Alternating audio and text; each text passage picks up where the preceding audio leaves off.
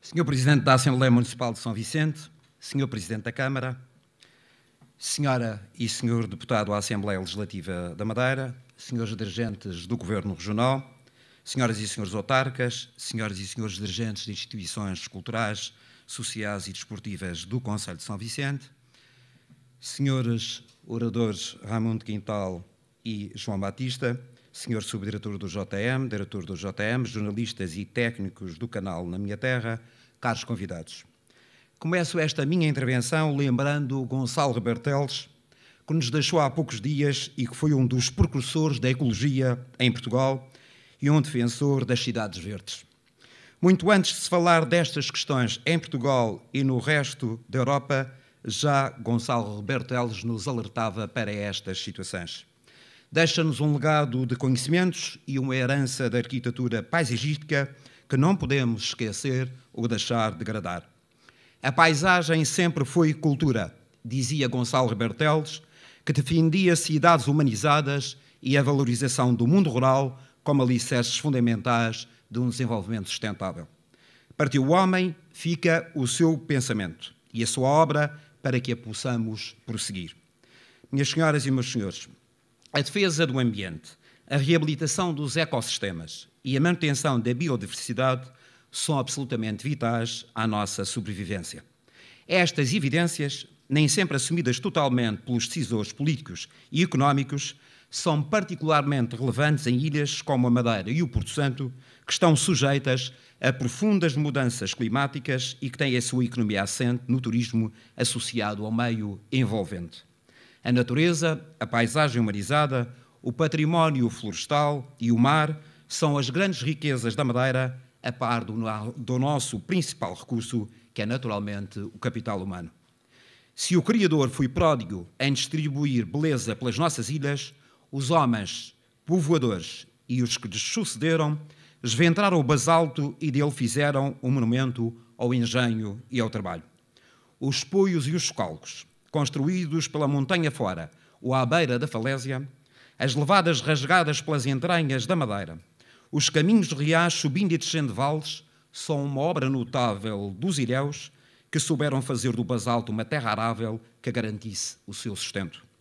É esta epopeia que temos, no mínimo, de classificar, proteger e valorizar. A paisagem humanizada da Madeira é o nosso melhor atrativo e a nossa mais-valia económica a par da floresta louriciva. Esta é uma riqueza incalculável que os viajantes de outras paragens identificam às vezes muito melhor do que nós, residentes.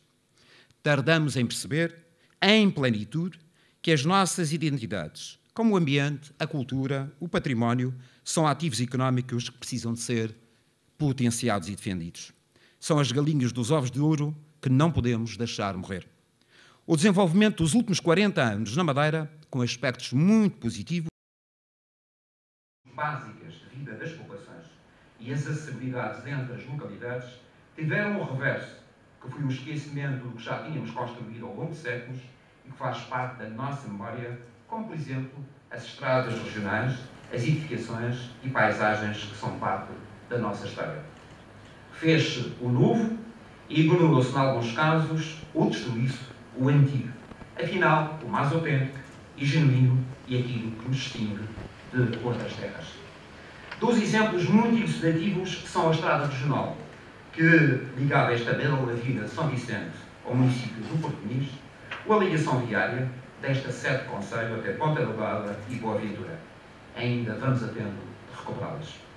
Minhas senhoras e meus senhores, o surto de obras públicas provocou profundas transformações no território, que por falta de planeamento e de ordenamento mexeu com o nosso ambiente e as belezas da ilha, alterando a própria distribuição populacional, com o despovoamento do norte e o aumento da macrocefalia na faixa sul da Madeira.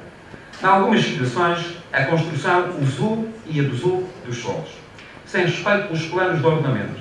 Isso também é visível na redução das áreas agrícola e florestal e na instabilidade de muitas escadas e taludes do território que agora estamos a consolidar com elevados custos. Se a isso juntarmos os fogos frequentes que dizimaram vastas zonas, com o eucalipto e outros infestantes a tomarem o lugar da floresta endémica e as alterações climáticas, com períodos de seca alternando com chuvas torrenciais e ventos cada vez mais fortes, temos a noção mais clara de que temos que atuar no território e, nomeadamente, na paisagem, com mais moderação, com outra visão e com mais segurança. Basta referir o que se passou depois do 20 de fevereiro, que já fez 10 anos, em que, em muitas circunstâncias, a região limitou-se a reconstruir o que foi destruído, em vez de corrigir os erros que potenciaram a tragédia.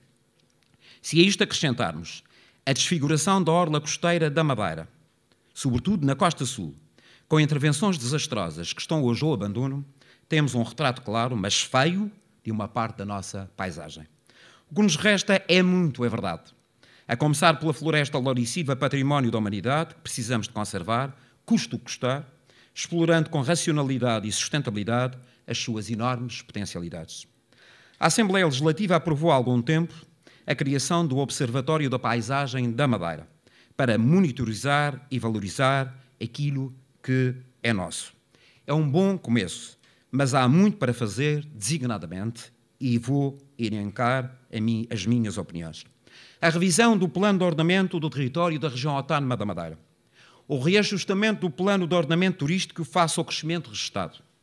A elaboração dos programas de ordenamento da orla costeira com conservação de toda a costa norte, ainda hoje praticamente intacta.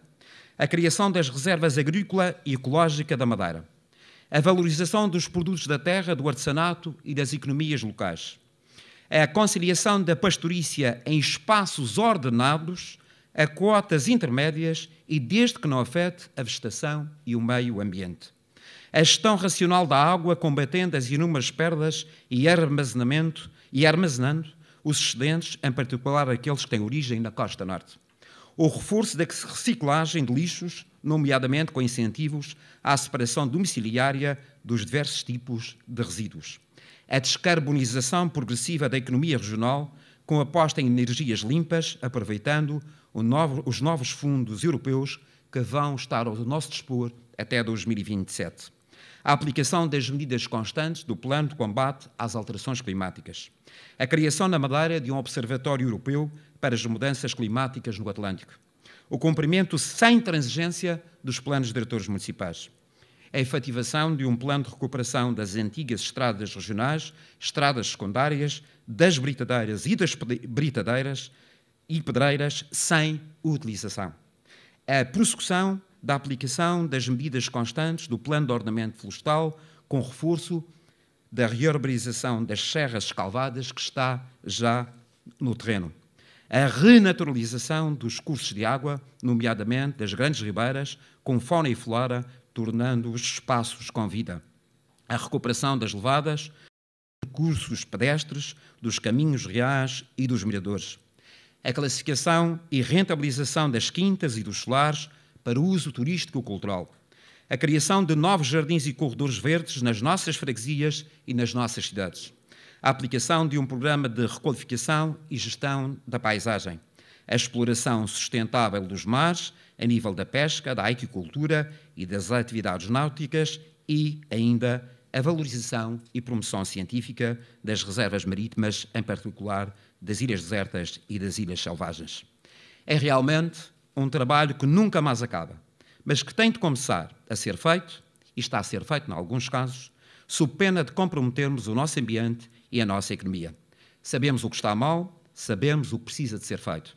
A hora é de mobilizar todas as autarquias, o governo regional, as comunidades, as empresas e os cidadãos nesta tarefa única que é fazer da Madeira e do Porto Santo ilhas mais bonitas e mais sustentáveis. Muito obrigado.